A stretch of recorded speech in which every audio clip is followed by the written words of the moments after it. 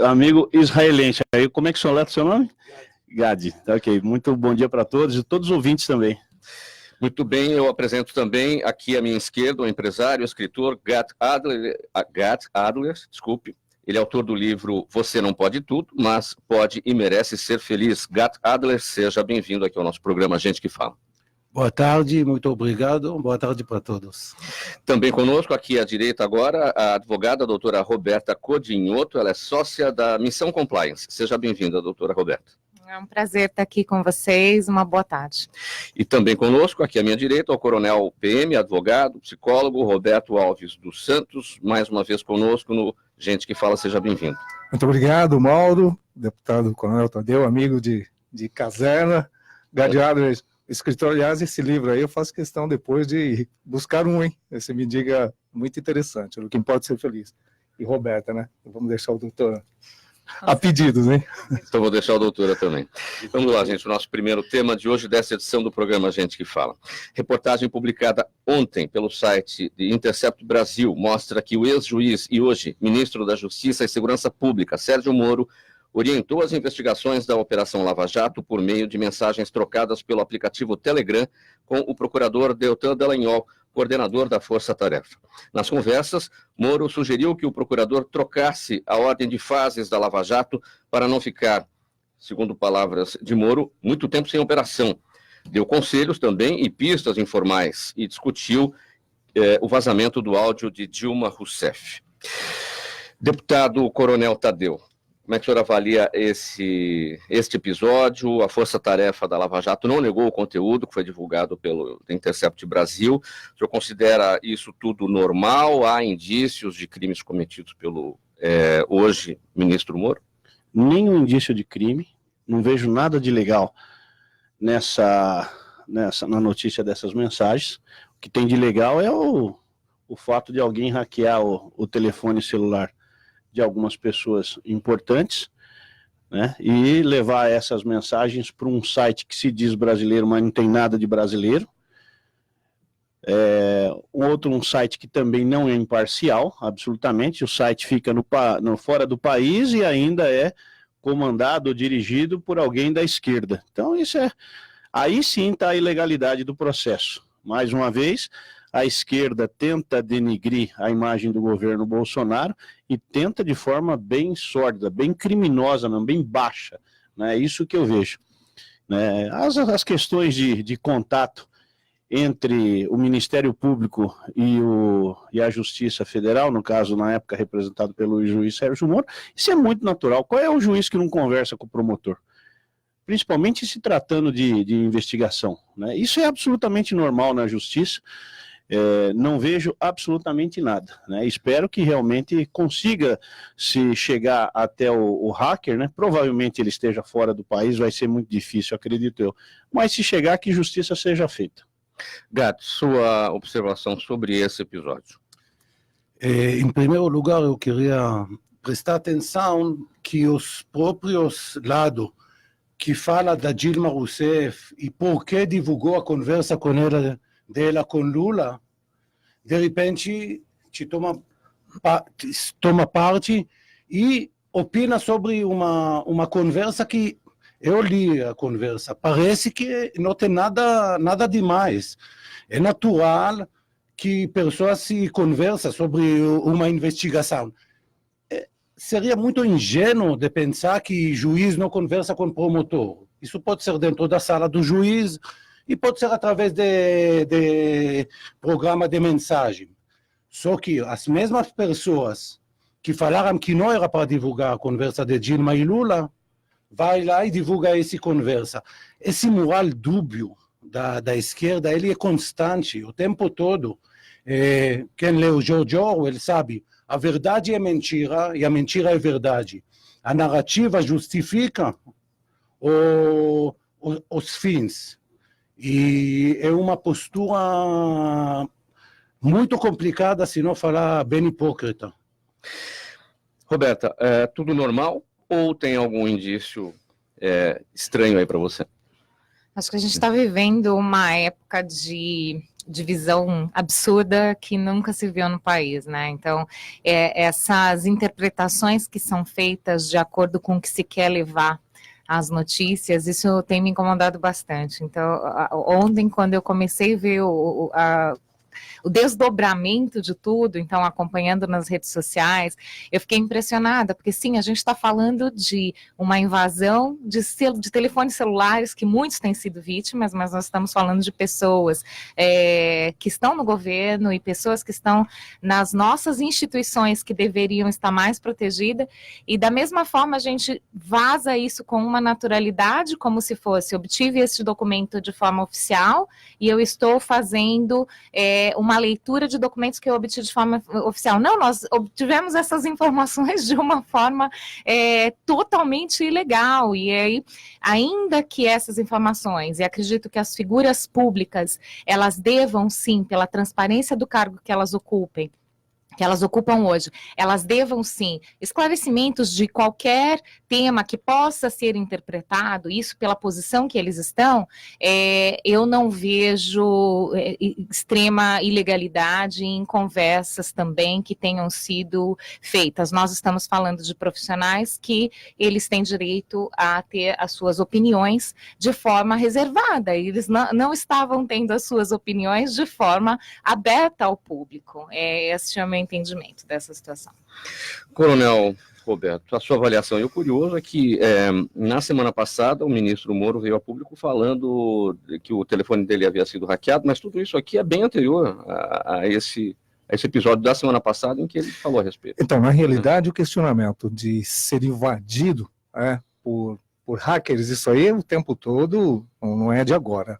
Nem tudo que se hackeia é divulgado, mas nós estamos à mercê, dessa vulnerabilidade. Qualquer pessoa, se nesse relevo, como a Roberta colocou, se essas pessoas conseguem ser interceptadas numa troca de mensagens particular, privada, imagine nós, seres humanos normais.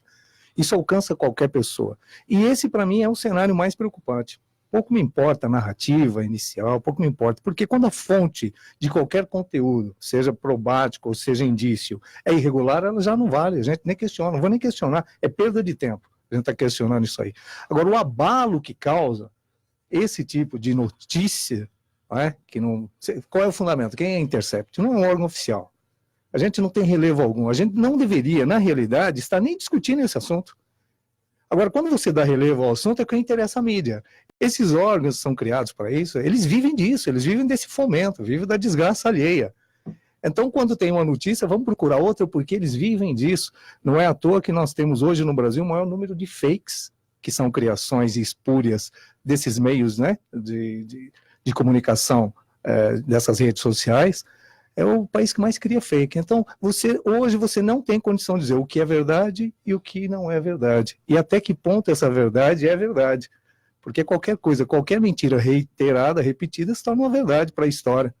Então, nós temos que ter muito cuidado até de ficar divulgando esses eventos que não mereceriam ser sequer abordados, porque nós estamos fazendo exatamente o que dá essa sinergia para esses órgãos que são criações aí espúrias que a gente nem reconhece. Deputado Coronel Tadeu, o Coronel Roberto Alves falou em abalo, só para a gente concluir esse tópico, você acredita em algum abalo em relação aos trabalhos da Lava Jato, daqui para frente, a credibilidade de todo o trabalho feito até aqui? Nenhum. A Lava Jato já foi alvo de tanta agressão por parte de quem está sendo investigado, ou do grupo dessas pessoas que estão sendo investigadas, que mais uma ou menos uma não vai alterar absolutamente nada. Tanto o Ministério Público como a Justiça Federal, eles estão lá fazendo o seu trabalho, precisam continuar, primeiro por uma questão legal, né? As denúncias elas vão surgindo uma atrás da outra. É uma corda que você vem puxando e cada vez vem mais gente. E segundo, porque a própria população ela clama por isso, né? A gente sabe que há muito mais coisa ainda a ser descoberta, não sei nem que porcentagem nós chegamos dessa apuração toda, mas nós já tivemos inúmeras prisões, inúmeras delações, dinheiro que já foi repatriado. A Lava Jato é uma das operações mais importantes do país e, para mim, ela não deve parar. não deve abalar absolutamente nada, viu, Mauro? Paulo, O trabalho vai continuar. Só uma pitadinha em relação a isso, até para esclarecer. O que é a Lava Jato? É uma ação da justiça. A Lava Jato não é uma criação, não é um grupinho, um grupelho criado para fazer nada. É a justiça, é a investigação, é o Ministério Público, é o juiz, é na primeira instância, é um tribunal na segunda instância, é o Supremo Tribunal Federal se posicionando em muitas dessas situações. Se você falar em parar a Lava Jato, você fala em parar a justiça. Nós vamos ficar selecionando justiça. Agora, a Lava Jato tem uma nomenclatura que foi dada pela polícia para um determinado tipo de investigação que vem sendo corroborado pela justiça. Então, não se questiona, não pode parar algo que é legal. Não pode parar algo que é a manutenção da ordem pública. Se a justiça parar porque tem qualquer freio político, emocional, popular, qualquer clamor que não seja justiça, aí nós perdemos o Estado de Direito. Aí você pode esquecer qualquer coisa e fazer qualquer coisa. Aí cada um toma suas iniciativas e faz o que quiser. Ninguém sabe quantas facções criminosas existem no Brasil, mas o tamanho do problema é um consenso quando se fala em segurança pública. Não há nenhum levantamento oficial sobre facções, mas o Ministério da Segurança Pública, que elegeu o combate ao crime organizado como sua prioridade, estima que haja cerca de 70 organizações espalhadas pelo país, a grande maioria nascidas e comandadas em São Paulo e no Rio de Janeiro. Deputado Coronel Tadeu, uma estimativa que então 70 organizações espalhadas pelo país. Agora, o fato de não termos números oficiais, números certos, isso é bom ou é ruim? Porque quando você não conhece o problema, fica difícil de ser atacado. E se você fala em um número X, Y ou Z, você legitima a existência da facção criminosa. Tem muito governante que tem medo de falar isso. O cara não quer nem saber. Para ele, eles consideram que é facção criminosa. Agora, para nós que somos da área de segurança pública, e aqui está o Coronel Roberto junto comigo, não dá para negar a facção criminosa em hipótese nenhuma. Eles estão aí, estão presentes dentro dos presídios, fora dos presídios e no ramo empresarial. Nós temos lutado muito na Câmara dos Deputados quando se fala dessa pauta facção criminosa. Há pouco tempo atrás, na semana passada mais especificamente, num dos projetos lá que tentaram, num dos jabutis que tentaram colocar dentro da medida 870, era justamente limitar o poder da Receita Federal. E a minha briga e de outros colegas, e encabeçada até pelo senador, o Major Olímpio, nós lutamos muito para que não passasse isso em hipótese nenhuma, porque nós precisamos da Receita Federal investigando as facções criminosas também.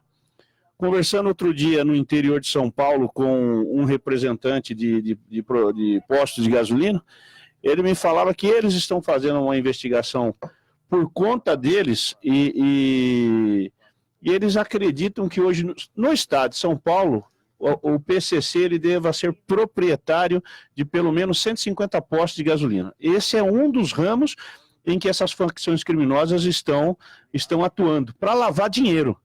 Deve ter muitos outros negócios, realmente, porque o poder dessa facção criminosa é extremamente alto. Poder bélico, poder financeiro. Então, e tem governante que hesita em falar, não, eu não tenho facção criminosa no meu estado, o que é uma mentira. O que aconteceu lá em Contagem, no Amazonas, foi exatamente a briga de uma facção criminosa. Eles se mataram entre eles. Morreram lá 56 pessoas, né, nessa oportunidade, em outra já tinham sido 55, mas é briga de facções ou dentro de uma mesma facção. Isso foi dito pelos próprios presos. Então, eu não sei o que o político tem medo de admitir isso. Admite logo. Admite que não controla, admite que não é incompetente para atuar em cima do sistema prisional. Não é vergonha, não. O povo vai gostar disso. Vai gostar de ouvir dizer, ó, eu vou trabalhar, mas eu sei que é difícil. É melhor você ser transparente e verdadeiro com o povo do que tentar enganar, fazendo marketing. Estou fazendo isso, estou fazendo aquilo. Ele não está fazendo absolutamente nada. Eles estão aí implantados em todos os presídios. Eu recentemente fui visitar um CDP, né, e os próprios, na própria visita, os próprios agentes penitenciários me mostraram, tá vendo aqueles 5 ali se conversando? Aqueles ali são do PCC. Né, apesar de toda a organização do CDP que eu fui visitar, né, estão lá espalhados para tudo quanto é canto. Existe sim a organização criminosa. Né, e infelizmente esse governante que tentar tapar o sol com a peneira ainda vai sofrer as consequências nas urnas, provavelmente, nas próximas eleições. Coronel Roberto Alves, o combate ao crime organizado, às facções criminosas, de fato é um trabalho complexo, desafiador. Daí a pergunta, não conhecer exatamente quantas organizações nós temos dificulta o trabalho, uma vez que quando não se conhece o problema, fica difícil atacá-lo. Então, na realidade, nós estamos falando em quantidade. Pouco importa, sejam 70 ou fossem 4. O problema é que elas existem. Existem, são consignadas, o sistema prisional divide os setores por facções criminosas. Como é que você faz divisão de presos se não houvesse essa realidade? Já se falou em 96, só que tem muitas facções, porque virou moda, né? Facção criminosa virou moda, e nasce e morre rapidamente. Agora, tem facções, aquelas que estão, falando em nomenclaturas, o PCC está no Brasil todo e em outros países da América do Sul. Aí o questionamento, tem rastreamento, Ministério da Justiça, Ministério da Segurança Pública recém-criado, os governos estaduais, que são os responsáveis pela segurança pública no Brasil, a responsabilidade dos governos estaduais, quando não são coniventes, o pior é isso, quando não são coniventes. Então é a realidade que não mexe com eles. Vamos tentar melhorar os nossos números, porque onde é que a segurança pública é questionada? E os números, tantas mortes, tanto isso. O Brasil hoje tem, no cenário mundial, 12% de todos os homicídios, ano a ano. 50% são mortes derivadas entre os criminosos. Ocupação de local, ocupação de espaço, no Brasil inteiro. Essas mortes que acontecem nos presídios entram na contabilidade geral. Essas chacinas que acontecem são entre criminosos, não é aquele criminoso eventual oportunista, numa ocorrência qualquer, não. A grande maioria é relação do crime criminoso. Então, é uma realidade. Nós, enquanto gestores, deixamos de fazer durante muito tempo a nossa ação, porque onde o Estado não ocupa espaço, qualquer um ocupa, e os criminosos se ocuparam. Agora, o que fomenta a realidade dessa organização? O poder econômico. Sem dinheiro, ela não existe. Então, lavagem de dinheiro, como é que você tem um órgão que identifica qualquer movimentação, qualquer manifestação fora de um contexto financeiro, seja do indivíduo, porque hoje o nosso sistema da Receita Federal é perfeito. Ele sabe se eu estou depositando R$1.000 na minha conta. Então, se uma facção está lavando dinheiro, sabe também. Farmácia. Mas farmácia uma do lado da outra, posto de gasolina do lado do outro. Não dá dinheiro. Mal gerido, nada dá dinheiro. E essas atividades, elas têm que ser muito bem geridas. Não dá para ficar construindo. Sabe, tem rastreamento. Mas como é que mexe? Como é que prova? Porque aí vem o crime organizado. Tem pessoas do alto escalão em todos os cenários, em todos os poderes, judiciário, executivo, legislativo, que tem envolvimento. Mas você está falando uma coisa absurda, não dá para provar. Aliás, nós estamos falando de um monte de coisa que não dá para provar, mas nós sabemos. Eu não preciso provar que o sol me traz malefícios com seus raios, mas ele existe. Ele existe, as consequências vêm. Então, se os tentáculos estão em todos os lugares, como ficamos? Você tem que... Onde é que o malfeitor ocupa espaço? Quando o bom se cala. O bom é o Estado, o bom é o governo. Se eu sei onde está, eu tenho que entrar, eu tenho que interferir nesse processo. E o primeiro processo é tirar o dinheiro. Não se compra droga e arma com crédito, ou manda para mim, depois eu te pago, é dinheiro. Você tem que cercear esse momento. Por que a Lava Jato fica sendo o tempo todo vilipendiada? Porque está tirando dinheiro, está bloqueando dinheiro, está bloqueando o poder econômico. E aí incomoda os setores que não querem ser alcançados. Mas isso é a realidade. Nós temos uma fronteira absurda no Brasil e não existe um cenário de proteção, de autoproteção. Desde que nós somos Brasil, desde que os portugueses chegaram aqui, os holandeses chegaram, nós temos esse território e até hoje nada. Nós sabemos por onde entra, por onde sai. E por que entra e sai? Então esse cenário é de gestão. E qualquer pessoa que começa a ter uma gestão para incomodar, ela vai ser vilipendiada, ela vai ser, não importa o nome, pode ser qualquer nome. Desconstruir, destruir é fácil. O problema é construir ou reconstruir. É muito difícil. Então nós temos um cenário de discreto. As pessoas não acreditam na outra, as pessoas não acreditam na ética, na moral. Quando se fala em ética e moral, nossa, parece uma coisa da década de 70, 80. Gente, é do dia a dia. As pessoas se respeitarem, as pessoas fazendo a sua parte. Segurança pública, dever do Estado, responsabilidade de todos. Aí cai todo mundo fora e joga tudo para o Estado. O Estado é um ente jurídico. O Estado tem pessoas. Aí nós temos a irresponsabilidade de ficar sempre procurando alguém para responsabilizar, sendo que nós deixamos fazer a nossa parte. Cada vez que você compra algo que não tem origem, o que você está fazendo? Cada vez que você compra algo que não tem uma nota fiscal identificando, o que você está fazendo?